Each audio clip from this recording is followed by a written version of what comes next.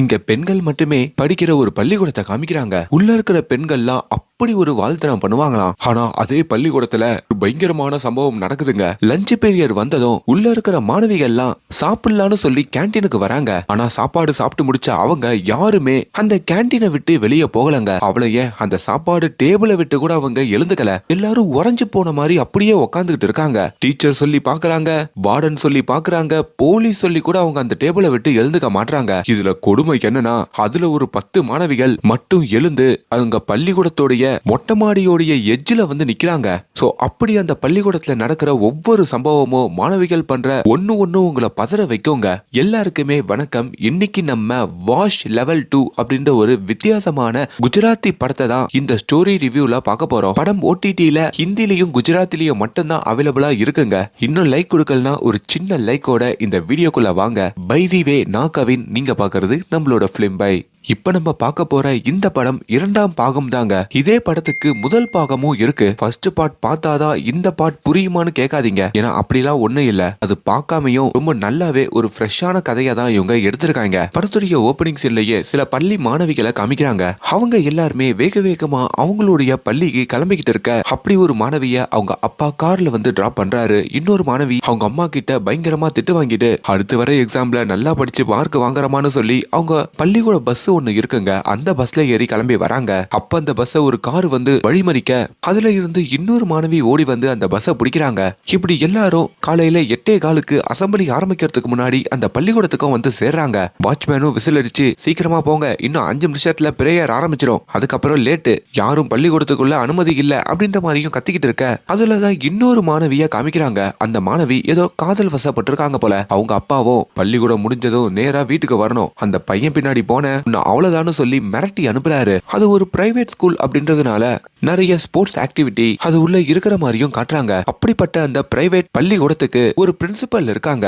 அவங்களோட பேரு ஜெயா. இப்போ அவங்களும் பிரேயர் ஆரம்பிக்கிறதுக்கு முன்னாடி அந்த பள்ளிக்கூடத்துக்கு வர பெண்கள் மட்டுமே படிக்கிற பள்ளிக்கூடம் அப்படின்றதுனால ரொம்ப ஸ்ட்ரிக்டா தான் அவங்க அந்த பள்ளிக்கூடத்தை வழி நடத்துவாங்க. அப்படி அசம்பிளி ஆரம்பிச்சு நல்லபடியா அசம்பிளி முடிஞ்சு இப்போ வகுப்புலயும் மாணவிகள்லாம் படிச்சுட்டு இப்ப லஞ்ச் பீரியட் வருதுங்க. இங்க இருந்துதான் சம்பவமே ஆரம்பிக்குது. பெரிய பிரைவேட் ஸ்கூல் அப்படின்றதுனால மாணவிகள்லாம் லஞ்ச் வீட்ல இருந்து கட்டிட்டு வர தேவை இல்லைங்க. ரொம்ப ஹெல்த்தியான லஞ்ச அவங்க பள்ளிக்கூடத்திலேயே கொடுப்பாங்க. அப்படி அந்த கேண்டீனுக்கும் அந்த பள்ளிக்கூடத்துல படிக்கிற எல்லா மாணவிகளும் வந்து உட்கார இந்த ஹோட்டல்ல மினி மீல்ஸ் ஆர்டர் பண்ணா ஒரு பிளேட்ல வச்சு கொடுப்பாங்க பாத்தீங்களா, அந்த மாதிரி ஒரு பிளேட்லயும் விதவிதமா நிறைய மீல்ஸை வச்சு எல்லா மாணவிகளுக்கும் அந்த கேண்டீன் காரங்களும் கொடுக்கறாங்க. இப்ப மாணவிகளும் அதை அப்படியே பேசிக்கிட்டே ஜாலியா சாப்பிட்டுக்கிட்டு இருக்க அப்படி ஒவ்வொரு மாணவியும் சாப்பிட்டு முடிச்சதுக்கு அப்புறம் ஏதோ ஒரு மாற்றத்தை உணர்றாங்க. சாப்பிட்டு முடிச்சிட்டு லஞ்ச் பீரியட் முடிகிற வரைக்கும் மாணவிகள் உட்காந்து அரட்டை அடிச்சுக்கிட்டு இருக்க அப்போ திடீர்னு அதுல ஒரு மாணவி மட்டும் எதுவுமே பேசாம அமைதியா உட்கார்ற மாதிரி காட்டுறாங்க. கொஞ்ச நேரத்திலேயே ஒவ்வொரு மாணவியோடைய முகமும் மாறுதுங்க. எல்லாரும் அமைதியா அவங்க கைய கட்டிக்கிட்டு அந்த டேபிள்ல உருன்னு உட்கார்ற மாதிரி அங்க காமிக்க அப்படியே கலகலப்பா இருந்த அந்த கேண்டீன் கொஞ்ச நேரத்திலேயே ஒரு மயான அமைதியா மாறுது. ஒரு சின்ன குண்டூசி போட்டா கூட டொம்முன்னு கேட்கும் போல இருக்கு. அப்படி ஒரு அமைதிங்க. இது அந்த கேண்டீன்ல சாப்பாடு கொடுத்துட்டு இருந்த அந்த 2 அம்மாக்களும் பார்க்க என்னாச்சு குழந்தைங்களுக்கு, எல்லாம் அமைதியாயிடுச்சுங்க, என்ன நடக்குதுங்க அப்படின்ற மாதிரியும் பதறி போறாங்க. ஹே சித்ரா, ஹே லட்சுமி, உங்களை தான் கூப்பிடுறேன், எதுக்கு எல்லாரும் அமைதியா இருக்கீங்க அப்படின்ற மாதிரியும் கேட்க இப்ப அங்க இருக்கிற எல்லா மாணவிகளுக்கும் பயங்கரமா மூச்சு வாங்குற மாதிரியும் அதுல ஒரு மாணவி மயக்கம் போட்டு கீழே விழற மாதிரியும் அங்க காமிக்கிறாங்க. அப்பதாங்க அதே கேண்டீன்குள்ள கதவை திறந்துக்கிட்டு ஒரு மர்ம நபர் உள்ள வராங்க. அந்த மர்ம நபர் அங்க இருக்கிற மாணவிகள் எல்லாருமே திரும்பி பாக்குற மாதிரி காட்ட அந்த மர்ம நபர் அங்க இருக்கிற ஒரு 10 மாணவிகளை மட்டும் எழுந்து நிக்க சொல்றான். அப்படி அந்த 10 மாணவிகள் கிட்ட உங்க பேரை கேட்டுட்டோம், அவங்களுக்கு ஒரு இன்ஸ்ட்ரக்ஷனை சொல்றான். அதாவது நான் சொல்றதை நீங்க கேட்கணும் அப்படின்ற மாதிரி சொல்ல அதுக்கும் அந்த மாணவிகள் ஓகேன்னு சொல்ல கட் பண்ணா இப்போ ஒரு ஆசிரியைய காமிக்கிறாங்க. அவங்களும் லஞ்ச் முடிச்சிட்டு இன்னைக்கு 2 பீரியடா எக்ஸ்டெண்ட் பண்ணி போர்ஷனை முடிச்சிட வேண்டியதுதான் அப்படின்னு சொல்லி கிளாஸ் ரூமுக்கு வந்தா கிளாஸ் ரூம்ல ஒரு மாணவி கூட இல்லைங்க. இவங்களுக்கு பயங்கர ஷாக்கிங்கா இருக்கு. அப்படி கிளாஸ் ரூம் உடைய ஜன்னலை பார்த்தா மொட்டை மாடியில இருந்து ஏதோ ஒரு மாணவி கீழே விழுந்த மாதிரி அவங்களுக்கு தெரியுதுங்க. இதுல அவங்க பதறி போறாங்க. என்னாச்சுன்னு வெளியே வந்து பார்த்தா உண்மையாலேயே ஒரு மாணவி மொட்டை மாடியில இருந்து கீழே விழுந்திருக்காங்க. இப்போ அப்படியே அவங்க மேல பார்த்தா அதே மொட்டை மாடியில ஒரு 9 மாணவிகள் அப்படியே எட்ஜில வந்து எங்களை எப்படின்னா காப்பாத்துங்க, அங்க கீழே விழ போறோம், காப்பாத்துங்கன்ற மாதிரியும் கதறாங்க. இது அந்த ஆசிரியையும் பார்த்துட்டு பயங்கரமா அலற இப்ப அங்க வாட்ச்மேனும் ஓடி வராங்க. அப்படி வாட்ச்மேன் நேரா ஓடி வந்து பிரின்சிபாலையும் கூட்டிட்டு வராங்க. பிரின்சிபாலும் என்னாச்சுன்ற மாதிரி வெளியே வந்து பார்த்தா அங்க அந்த மாணவி பிணமா இருக்கிறத பார்த்து பதறி போறாங்க. இப்ப அவங்களும் மொட்டை மாடிய பாக்குறாங்க. அங்கேயும் நிறைய மாணவிகள் கதறிக்கிட்டு இருக்க, ஏமா என்னமா பண்ணிட்டு இருக்கீங்க, எல்லாரும் கீழே இறங்கி வாங்கம்மா அப்படின்னு பிரின்சிபலும் கூப்பிடுறாங்க. மேம் எங்களால இறங்க முடியாது, ஆனா நாங்க கீழே விழவும் முடியாம இருக்கோம், எங்களை எப்படின்னா காப்பாத்துங்கன்ற மாதிரியும் அந்த 9 மாணவிகளும் அலற, கொஞ்ச நேரம் இருங்கம்மா நான் மேல வரேன்னு சொல்லிட்டு இப்ப அந்த பிரின்சிபல், வார்டன், மத்த டீச்சர்கள் எல்லாருமே இப்ப மேல அவசர அவசரமா ஓடி வராங்க. என்னமா பண்ணிட்டு இருக்கீங்க, கீழே வாங்கம்மா, தோ நாங்க பக்கத்துல வரோம்னு சொல்லி இப்ப அவங்க பக்கத்துல நெருங்க. மேம் பக்கத்துல வராதீங்க மேம், நாங்க குதிச்சிருவோம் மேம், ஆனா எங்களை காப்பாத்துங்க மேம் அப்படின்ற மாதிரி அந்த மாணவிகளும் கதறாங்க.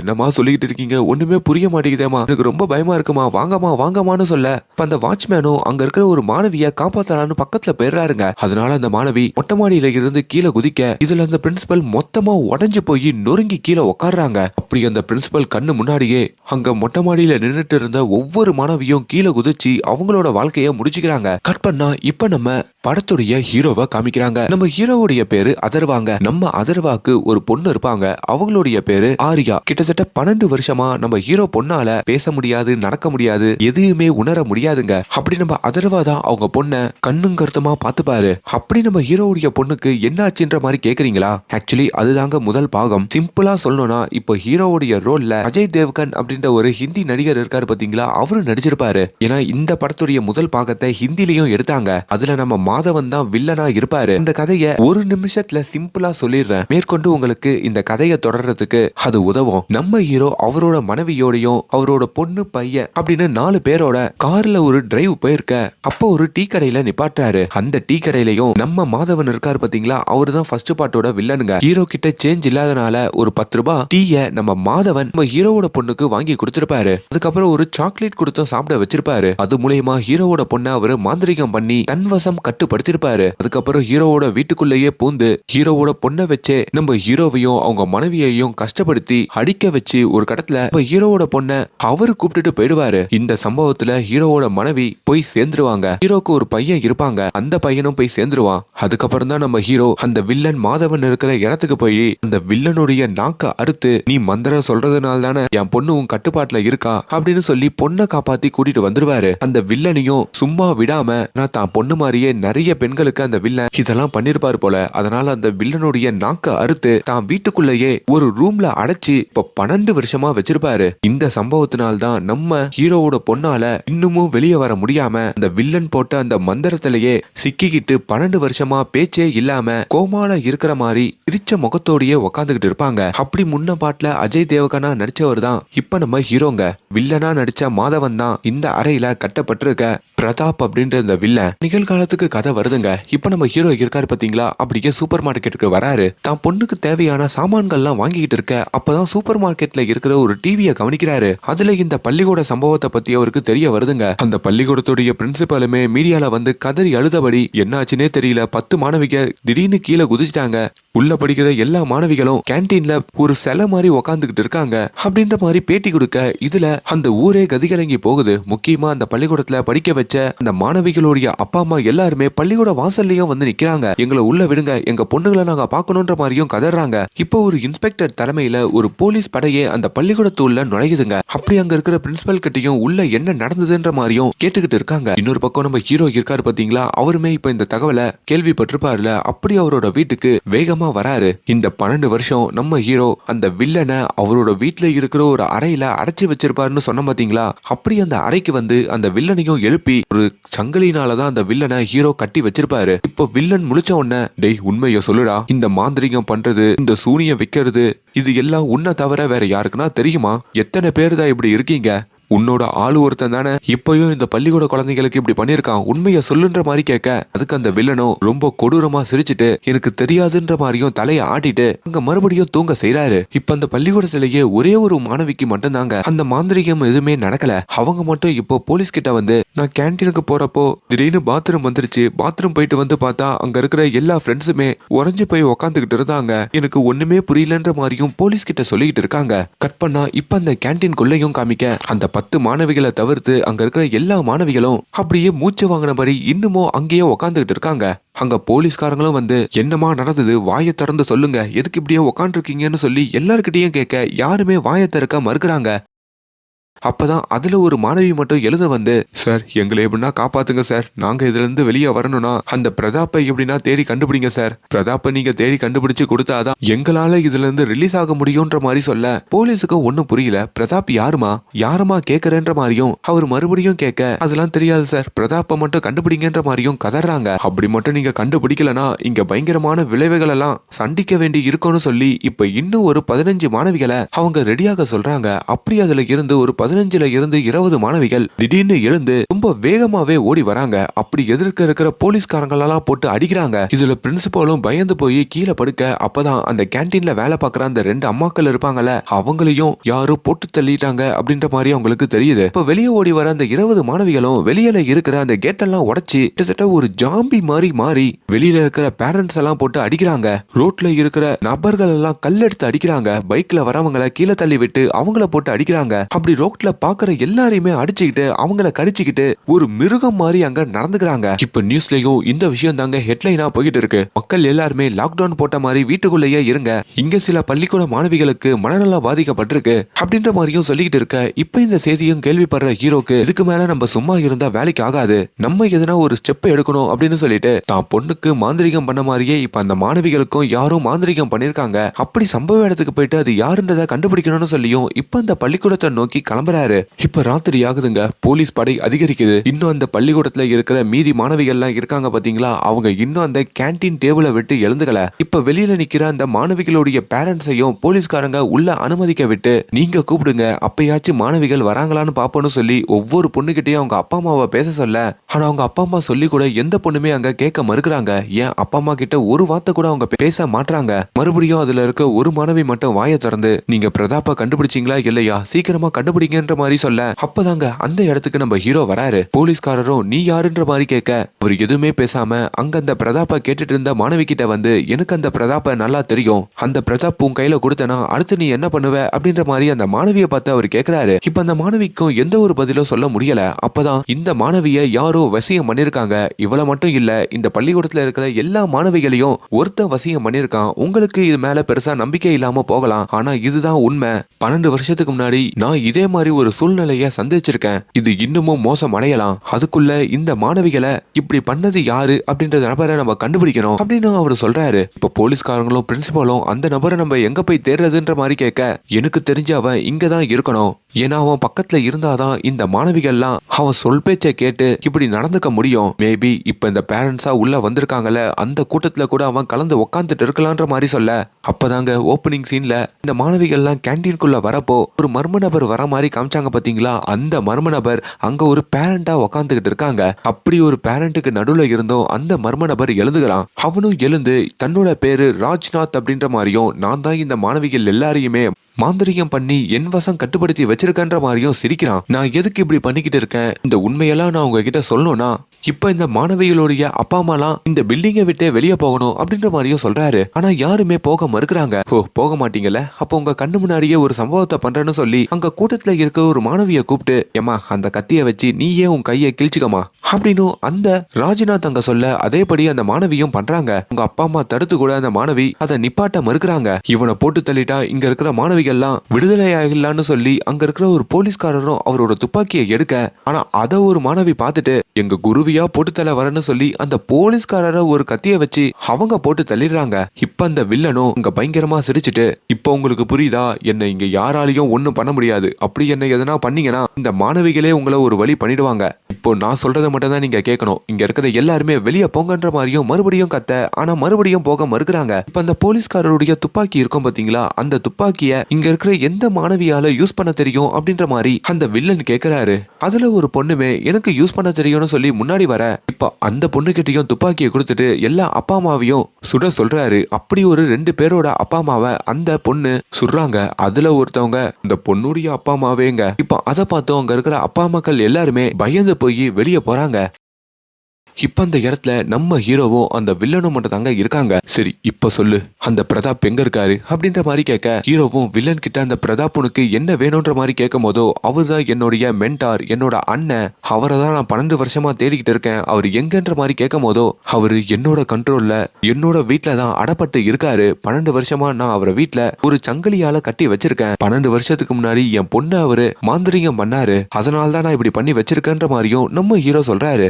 இதுல அந்த வில்லன் ராஜ்நாத்துக்கு பயங்கர கோபம் வருதுங்க. என் அண்ணனை யாராலையும் இப்படி பண்ண முடியாது, நீ என்ன பொய் சொல்றியா? இப்ப இந்த கலைகளெல்லாம் கத்துக்கினதுக்கு முழு காரணமே என்னோட அண்ணன் தான், அவரை எப்படி உன்னால அப்படி பண்ண முடியும்ன்ற மாதிரியும் கோவப்படுறாரு. சரி ஓகே, என்னோட அண்ணனை என்கிட்ட திருப்பி கொடுத்துரு, நான் இந்த பொண்ணுங்க எல்லாரையுமே என்னோட பிடியில இருந்து விடுதலை பண்ணிடுறேன்ற மாதிரி இப்ப அந்த வில்லன் ஹீரோ கிட்ட சொல்ல, ஆனா ஹீரோவுமே எனக்கு இந்த பொண்ணுங்களை பத்தி எல்லாம் கவலை இல்ல, உன் அண்ணனால என்னுடைய பொண்ணு 12 வருஷமா அவரோட மாந்திரிகத்துல மாட்டி வீட்டுல ஒரே இடத்துல உக்காந்துகிட்டு இருக்கா, அவளை நீங்க இயல்பு நிலைக்கு திருப்ப முடியுமான்ற மாதிரி கேட்க, ஆனா அந்த வில்லனுக்கும் கோவம் வருது. அப்ப இந்த பொண்ணுங்க உனக்கு முக்கியம் இல்லையான்னு சொல்லி அதே கூட்டத்துல இருக்கிற ஒரு பொண்ணை மூச்சு விடாதன்ற மாதிரியும் அவர் அங்க ஆர்டர் போடுறாரு. இப்ப அந்த பொண்ணுமே அந்த ஆர்டருக்கு கட்டுப்படுத்து மூச்சையே விடாம அங்க போய் சேர்ற மாதிரியும் காமிக்க, பட் ஹீரோ அதுக்கு கவலைப்படுற மாதிரி தெரியல. இதெல்லாம் நான் நிறைய பார்த்தாச்சு, நீ இந்த பொண்ணுங்களை என்ன வேணா பண்ணிக்கோ, எனக்கு என் பொண்ணுதான் முக்கியம்னு சொல்லிட்டோம் ஹீரோ வெளியே போக. அப்பதான் அந்த வில்லனுமே சரி ஓகே ஓகே, நீ சொன்ன மாதிரியே என் அண்ணனோட பிடியில இருக்கிற உன்னோட பொண்ணை நான் பழைய நிலைமைக்கு திருப்பி காமிக்கிறேன், என்கிட்ட என்னோட அண்ணனை திருப்பி கொடுத்துரு அப்படின்ற மாதிரியும் சொல்றாரு. இப்போ ஹீரோவும் அதுக்கு சம்மதிக்கிறாரு. இப்போ ஒரு பொண்ணு அனுப்பி அந்த வில்லனுமே வெளியே இருக்கிற அந்த பிரின்சிபல் மேடமையும் உள்ள கூட்டிட்டு வராரு. அப்படி அந்த பிரின்சிபல் கிட்டையும் நீங்க ஒரு 2 பஸ்ஸை அரேஞ்ச் பண்ணுங்க, இப்போ நானும் இங்க இருக்கிற எல்லா மாணவிகளும் ஒரு முக்கியமான வேலைக்கு பாக்குறதுக்கு ஒரு இடத்துக்கு போக போறோம், எங்க பின்னாடி போலீஸ்காரங்க யாருமே ஃபாலோ பண்ண கூடாது, அப்படி ஃபாலோ பண்ணா உள்ள இருக்கிற பொண்ணுங்களுக்கு சேஃப்டி இருக்காது அப்படின்ற மாதிரியும் அவர் சொல்றாரு. அப்படி கொஞ்ச நேரத்திலேயே 2 பஸ் அரேஞ்ச் பண்ண, அப்படி அந்த பஸ்லயும் இப்ப இந்த மாணவிகள் எல்லாருமே இந்த வில்லனோடையும் நம்ம ஹீரோவோடையும் கிளம்புற மாதிரி காட்டுறாங்க.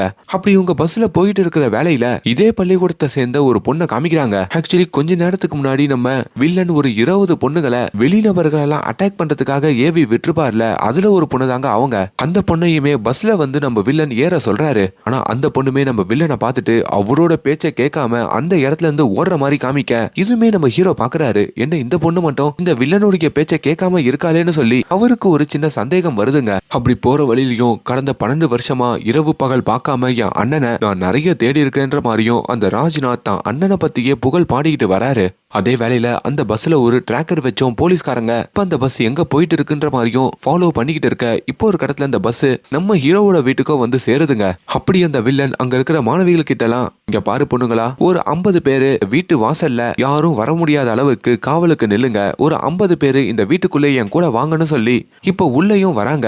இப்ப நம்ம ஹீரோ அந்த வில்லனை கூப்பிட்டுக்கிட்டு நேரா ஒரு ரூமுக்கு வராரு. அங்க நம்ம ஹீரோவுடைய பொண்ணு சிரிச்ச முகத்தோட உக்காந்துகிட்டு இருக்க, இங்க எதுக்கு என்ன கூட்டிட்டு வந்த, என் அண்ணன் எங்க இருக்கான்ற மாதிரி வில்லன் கேட்க, ஹீரோவுமே முதல்ல என்னோட பொண்ணை பாரு, என் பொண்ணை நீ அந்த மாந்திரிகத்துல இருந்து விடுதலை பண்ணிடு, அதுக்கப்புறம் அண்ணனை கொடுக்குறேன்ற மாதிரி சொல்ல, இங்க பாரு எங்களை மாதிரி ஆளுங்களாம் ஒரு வாக்கு கொடுத்துட்டா அதை கண்டிப்பா நிறைவேற்றுவோம், என் அண்ணனை காட்டு, கண்டிப்பா உன்னோட பொண்ணை நான் விடுதலை பண்ணி காமிக்கிறேன்ற மாதிரி சொல்ல, இப்ப நம்ம ஹீரோவுமே கீழே இருக்கிற ஒரு அறைக்கு நம்ம வில்லனை கூட்டிட்டு வராரு. அப்படி அந்த அறையை திறந்ததும் உள்ள பயங்கர நாற்றம் அடிக்குதுங்க. ரொம்ப மோசமான நிலைமையில தான் அந்த அறை அங்க இருக்கு. அப்படி அந்த அறைக்குள்ள வந்ததும் இந்த வில்லன் தன்னுடைய அண்ணனான அந்த ஃபர்ஸ்ட் பார்ட் வில்லனான அந்த பிரதாப்ப பாக்குறாரு. அவரு கையிலையும் கால்லையும் சங்கிலி கட்டி வாயிலையும் ஒரு சங்கிலி கட்டிருக்கு. அட பாவி, என் அண்ணனை இந்த குளத்துல பாக்க வச்சிட்டியரா, என்னடா பண்ண என் அண்ணனை, எந்த மயக்கத்துல இருக்காருன்ற மாதிரி சொல்ல, அவருக்கு நான் சரியா சாப்பாடு போட மாட்டேன், நிறைய கொடுமைப்படுத்தினேன், அதனாலதான் இப்படி இருக்காரு, கொஞ்ச நேரம் எழுப்பு சுயநினைவுக்கு வந்துருவாருன்ற மாதிரி ஹீரோ சொல்றாரு. இப்ப அந்த வில்லன் ராஜ்நாத் கிட்டையும், நீ சொன்ன மாதிரி உன் அண்ணனை உன்கிட்ட காமிச்சிட்டேன், இப்போ என்னோட பொண்ணை எனக்கு திருப்பி கொடு, அவளை அதுல இருந்து வெளியே வர வைன்ற மாதிரியும் சொல்ல, இப்போ உன் பொண்ணை மேல இருந்து கீழே கூட்டிட்டு வான்ற மாதிரியும் ஹீரோ கிட்ட சொல்றாரு. இப்ப நம்ம ஹீரோவுமே தன்னோட பொண்ணை கீழே கொண்டு வந்து உட்கார வைக்க, அப்படி ஒரு வீல் சேர்ல தன்னோட பொண்ணை கூப்பிட்டுக்கிட்டும் அதே ரூமுக்குள்ள வராரு. என்னடா உன்னோட பொண்ணு சிரிச்ச முகத்தோடய இருக்கா, நான் இது வரைக்கும் எத்தனையோ பேரை மாந்திரிகம் பண்ணிருக்கேன், ஆனா இந்த சிரிச்ச முகத்தோட என்னால அவங்கள மாந்திரிகம் பண்ண முடியல, என் அண்ணனுக்கு இருக்கிற பவரே பவர் தான் அப்படின்ற மாதிரியும் இப்ப அந்த ராஜ்நாத்தும் ஹீரோ கிட்ட சொல்லிக்கிட்டு இருக்காரு. சரி, உன் பொண்ணை இதுல இருந்து விடுதலை பண்ணோம்னா அன்னைக்கு என்னோட அண்ணன் உன் பொண்ணு கிட்ட என்ன சாப்பிட கொடுத்த கொடுத்தான் அப்படின்றத தெரிஞ்சுக்கலாமான்ற மாதிரி கேட்க ஏதோ ஸ்வீட் மாதிரி கொடுத்தாரு, அதுதான் என் பொண்ணு சாப்பிட்டா அப்படின்ற மாதிரி ஹீரோ சொல்றாரு. இங்க பாரு, மாந்திரிகம் பண்றதுக்குன்னு ஒரு குறிப்பிட்ட டைம் தான் இருக்கு. எதுனா சாப்பிட கொடுத்தா கிட்டத்தட்ட ஒரு நாள் வரைக்கும் தான் நம்ம அந்த நபரை கண்ட்ரோல் பண்ண முடியும். இப்ப கூட இந்த மாணவிகள் லஞ்சில நான் மாந்திரிகம் பண்ண சாப்பாட்டை கொடுத்தேன். அதன்படி இந்த மாணவிகள் எல்லாருமே 24 மணி நேரத்துக்கு மட்டும்தான் என்னோட பேச்சை கேட்பாங்க. அதுவும் நான் அவங்க கூடவே இருந்தாதான் என்னால அவங்கள கண்ட்ரோல் பண்ண முடியும். என்ன பிரிஞ்சு ஒரு 3 மணி நேரம் 4 மணி நேரம் வெளியே போயிட்டாங்கன்னா கூட அவங்க மறுபடியும் சுயநினைவுக்கு வந்து என் பேச்சை கேட்காம போயிடுவாங்க. நீ ரோட்ல வரும்போது ஒரு பொண்ணை பார்த்தல, பஸ்ஸுக்குள்ள ஏற சொல்றப்போ அவ ஏறல, ஏன்னா அவ என்ன பிரிஞ்சு ஒரு 4 மணி நேரம் வெளியே போயிட்டா, அதனால்தான் என் பேச்சை கேட்கல. அப்படியும் பொண்ணு என் அண்ணன் கொடுத்த அந்த சாக்லேட் சாப்பிட்டு இருந்தா ஒரு நாள் வரைக்கும் தான் என் அண்ணனோட கண்ட்ரோல்ல அவ இருந்திருக்கணும். ஆனா 12 வருஷம் இருக்கானா, அதை தாண்டி இங்க வேற எதுனா ஒரு கடனை என் அண்ணனுக்கு கொடுக்காம வச்சிருக்கலாம். அதனால்தான் அவன் அதை வச்சு உன்னோட பொண்ணை இப்படி மாந்திரிகம் பண்ணிருக்கான்ற மாதிரியும் அவர் சொல்றாரு. அப்பதான் ஹீரோ யோசிச்சு பார்க்கும் போதோ ஒரு சின்ன விஷயம் ஞாபகம் வருது. உன் அண்ணன் என் பொண்ணை முதல் வாட்டி பாக்குறப்போ என்கிட்ட சேஞ்ச் இல்லைன்னு சொல்லி ஒரு 10 ரூபாய்க்கு அவரு டீ வாங்கி கொடுத்தாரு அப்படின்ற மாதிரியும் சொல்ல, இப்ப அந்த வில்லன் ராஜ்நாத்துமே இப்ப ரொம்ப சிம்பிள், அந்த 10 ரூபாவை எடுத்துட்டு வந்து என் அண்ணனை சுயநினைவுக்கு வர வச்சு அவனோட கையில அந்த 10 ரூபாவை கொடு, உன்னோட பொண்ணு என் அண்ணனோட பிடியில இருந்து வெளியே வந்துருவான்ற மாதிரியும் சொல்றாரு. ஆனா இதையுமே நம்ம ஹீரோவால நம்ப முடியல. என்ன சொல்ற, 12 வருஷ பிடிக்கு இந்த 10 ரூபாய் தான் காரணமா இருக்குமா, இது பாசிபிள் தானான்ற மாதிரி கேட்க ஹீரோ அவரோட பர்ஸை திறந்து பார்த்தா அதுல 500 ரூபாய் நோட்டா வேற இருக்குங்க. எப்படியோ அங்க இருக்கிற ஒரு உண்டியலை உடைச்சி அதுல இருந்து ஒரு 10 ரூபாய் எடுத்து இப்ப அங்க சுயநினைவு இன்றி படுத்துக்கிட்டு இருக்கிற அந்த பிரதாப்ன்ற வில்லனை எழுப்புறாரு. இப்படி அவனை எழுப்பி அவனோட கையில அந்த 10 ரூபாவையும் கொடுக்குறாரு. நீ எனக்கு டீக்கு கொடுத்த அந்த 10 ரூபாவை நான் இப்ப உனக்கு கொடுத்துட்டேன், கடன் கழிஞ்சிருச்சுன்ற மாதிரி சொல்ல, இப்ப நம்ம ஹீரோ தன்னோட பொண்ணு பக்கத்துல வந்து பாக்குறாருங்க. பொண்ணு இன்னும் பேச்சு மூச்சே இல்லாம தான் இருக்காங்க. நீ சொன்ன மாதிரியே அந்த 10 ரூபாவை திருப்பி கொடுத்துட்டேனே, என் பொண்ணு ஏன் இன்னும் இப்படியே இருக்கா அப்படின்னு இந்த ராஜ்நாத் கிட்டையும் கேட்க, உன் பொண்ணை எழுப்பு, அவளை ஆட்டிப்பாரு, கண்டிப்பா அவளுக்கு நினைவு வந்துரும்ன்ற மாதிரி ராஜ்நாத் சொல்றாரு. ஹீரோவும் எவ்வளவோ முயற்சி பண்ணி பாக்குறாருங்க. ஆனா பொண்ணுக்கு அங்க எந்த நினைவும் வந்த மாதிரி இல்ல. ஹீரோவும் இப்ப கதறி அழுக, அப்பதான் அவங்க பொண்ணோட முகம் மாறுது. 12 வருஷமா அங்க சிரிச்சுக்கிட்டு இருந்த அந்த வாய் இப்ப நார்மலா வந்து அப்பா அப்படின்ற மாதிரியும் சொல்ல வருது. அதை பார்த்ததும் ஹீரோ ரொம்ப எமோஷனல் ஆகுறாரு. கொஞ்ச நேரத்திலேயே ஹீரோவோட பொண்ணுக்கு அந்த சுயநினைவு கொஞ்சம் கொஞ்சமா திரும்பி வந்து அப்பா அப்பான்னு சொல்லியும் கதறி அழுக, இப்ப அந்த இடத்துல தன்னை இப்படி இத்தனை நாள் வசியப்படுத்தி வச்சிருக்கிற அந்த பிரதாப்பையும் அவங்க பாக்குறாங்களா. அந்த பிரதாப் மேலையும் நம்ம ஹீரோ பொண்ணுக்கும் பயங்கரக்கும் வந்து ஆன்னு கத்துறாங்க. இன்னொரு பக்கம் அங்க சுயநினைவுக்கு வந்த பிரதாப்பையும் அவரோட தம்பி இந்த ராஜ்நாத் வந்து அவ்வளவுதான் எல்லாம் சரியாயிடுச்சு கிளம்பலான்னு சொல்லியும் அவரோட வாயில இருக்கிற சங்கிலியையும் அவுக்குறாரு. ஆனா இப்ப நம்ம பிரதாப்பால பேச முடியலைங்க. ஏன் பேச முடியலன்ற மாதிரி அவரோட தம்பி ராஜ்நாத் அவர்கிட்ட கேட்க, என்னோட நாக்க இத இருக்கானே ஹீரோ இவன் ஃபர்ஸ்ட் பார்ட்ல வெட்டிட்டான் அப்படின்ற மாதிரியும் அந்த பிரதாப் சொல்றாரு. இதுல அந்த ராஜ்நாத்துக்கு பயங்கர கோவம் வருது. அட பாவி, என் அண்ணனையாடா இப்படி பண்ணனு சொல்லி அங்க நம்ம ஹீரோவை போட்டு அடி அடின்னு அடிக்க, நீ என்ன ஒன்னும் பண்ண மாட்ட, என் பொண்ணோட நிம்மதியா வாழ விடுவேன் தானே சொன்ன, இப்ப எதுக்கு இப்படி பண்ற, உன் அண்ணனை கூப்பிட்டு போயிடுன்ற மாதிரியும் ஹீரோ கெஞ்சி கேட்கிறாரு. நான் உன் பொண்ணை தான் ஒன்னும் பண்ண மாட்டேன்னு சொன்னேன், உன்னை இல்லடான்னு சொல்லி ஹீரோவை அடிக்கிறாரு. அப்பதான் நம்ம ஹீரோ, டேய் எல்லாத்துக்கும் ஒரு பொறுமை இருக்குடா, இதுக்கு மேல என் மேல கைய வச்ச இல்ல என் பொண்ணை டிஸ்டர்ப் பண்ணனு வையே, உன்னால இந்த இடத்தை விட்டு வெளியே போக முடியாதுன்னு சொல்லிட்டு ஹீரோவோட கையில ஒரு வாட்ச் இருக்குங்க. அந்த வாட்சையும் ஹீரோ அங்க பிரஸ் பண்ண அப்படி ஒரு வீட்ல ஒரு சவுண்ட் சிஸ்டம் இருக்கு. அதாவது காதுல கொயின்னு ஒரு சவுண்ட் கேட்கற மாதிரி யார் அந்த சத்தத்தை கேட்டாலும் மயங்கி விழுந்துருவாங்க. ஹீரோவோட காதலையும் அவங்க பொண்ணோட காதலையும் ஒரு ஹெட்போனை போட்டுக்கிட்டு நம்ம ஹீரோ அந்த சவுண்டை ஆன் பண்ண அப்படி அங்க இருக்கிற மாணவிகள் இந்த வில்லன் பிரதாப் அவரோட தம்பி இந்த ராஜ்நாத்னு சொல்லி எல்லாரும் மயங்கி விளறாங்க. அவ்வளவுதாங்க. இப்ப காலையில விடியுது. ஹீரோவோட வீட்டுக்கும் போலீஸ்காரங்க வந்து குவியறாங்க. இந்த வில்லன் ராஜ்நாத் சொல்லிருப்பாருல 24 மணி நேரத்துக்கு அப்புறம் இந்த மாணவிகள்லாம் நார்மலா ஆயிடுவாங்கன்ட்டு, அந்த விஷயத்தையும் இப்ப நம்ம ஹீரோ போலீஸ்காரங்க கிட்டையும் அந்த பிரின்சிபல் கிட்டையும் சொல்லி மாணவிகள்லாம் கொஞ்ச நேரத்துல அவங்க சுயநினைவுக்கு வந்துருவாங்க, அவங்கள அவங்களோட வீட்லயே விட்டுருங்க, வில்லன் ராஜ்நாத்தை மட்டும் நானே வச்சுக்கிறேன், ஏன்னா அவனை சிறையில அடைச்சா அவனெல்லாம் சந்தோஷமா தான் இருப்பான், இங்க இருந்தாதான் நான் பண்ற கொடுமையில அவனுக்கு வயசாகிற வரைக்கும் பலியோட இருப்பான், அதுதான் எனக்கும் வேணும்ன்ற மாதிரி சொல்லிட்டு இப்ப அந்த பிரதாப் அப்படின்ற அந்த மெயின் வில்லனை எந்த ரூம்ல அடைச்சு வச்சாரோ இப்ப அவரோட தம்பி அந்த ராஜ்நாத்தையும் நம்ம ஹீரோ அதே ரூம்ல அடைச்சு வச்சு அவங்க அண்ணனை எப்படியெல்லாம் கொடுமைப்படுத்தினாரோ அப்படி இந்த தம்பியையும் கொடுமைப்படுத்த ஆரம்பிக்கிறாரு. இப்ப அட்லாஸ்ட் நம்ம ஹீரோவுடைய பொண்ணு ஒரு சூரிய வெளிச்சத்துல உக்காந்துட்டு இருக்கிற மாதிரியும் அவங்களுக்கு சுயநினைவெல்லாம் திரும்ப வந்து அங்க அவங்க சந்தோஷமா ஜூஸ் குடிக்கிற மாதிரியும் இப்ப தான் பொண்ணை பார்த்துக்கிட்டோம் நம்ம ஹீரோ சந்தோஷப்படுற மாதிரியும் காமிக்க. சோ இப்படி இந்த படத்தோட கதை முடியுதுங்க. ஆக்சுவலி இதே படத்துடைய முதல் பாகத்தை தான் ஹிந்தியில சைத்தான்னு சொல்லி ரீமேக் பண்ணாங்க. ஆனா அந்த படத்தோட முடிவுல அந்த படத்துடைய ஹீரோவும் அவங்களோட மனைவியும் பையன் பொண்ணுன்னு சொல்லி எல்லாருமே உசுரோட இருக்கிற மாதிரி ஒரு ஹாப்பி என்டிங்கா படம் முடிஞ்சிருக்கும். அதாவது ரீமேக் பண்ண படத்துல. ஆனா ஒரிஜினலா இந்த படத்துடைய ஃபர்ஸ்ட் பார்ட் இருக்கு பாத்தீங்களா, அதுல ஹீரோவும் அவங்க பொண்ணு மட்டும் தான் படைச்சிருப்பாங்க. ஆனா அந்த வில்லனால ஹீரோ ஒரு மனைவியையும் அவருக்கு இருக்கிற பையனையும் பறி கொடுத்திருப்பாரு. அப்படி ஒரு பயங்கரமான எண்டிங் தான் அந்த படத்துக்கு இருந்திருக்கும். அதனாலதான் இப்ப இந்த செகண்ட் பார்ட்டா இவங்களால கண்டினியூ பண்ண முடிஞ்சிருக்கு. வாய்ப்பு இருந்தா இந்த படத்துடைய முதல் பாகத்தையும் பாருங்க. அண்ட் மேலும் இந்த மாதிரியான வீடியோஸை தொடர்ந்து பார்க்கறதுக்கு நம்மளுடைய சேனலை சப்ஸ்கிரைப் பண்ணுங்க. Thank you so much.